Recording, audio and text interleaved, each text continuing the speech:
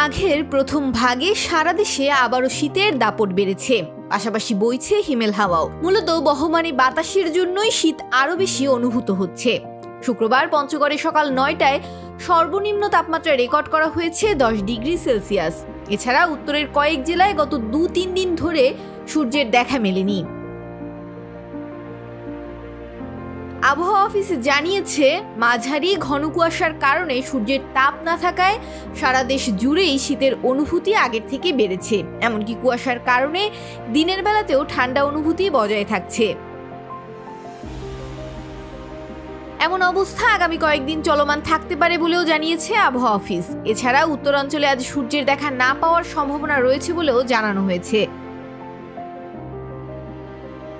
আবহাওয়া অধিদপ্তর থেকে প্রকাশিত ঢাকা ও পার্শ্ববর্তী অঞ্চলের পূর্বাভাসে বলা হয়েছে, পরিবেশ প্রধানত শুষ্ক থাকলেও হালকা থেকে মাঝারি ধরনের কুয়াশা বিরাজ করতে পারে এবং আকাশ অস্থায়ীভাবে মেঘলা থাকতে পারে।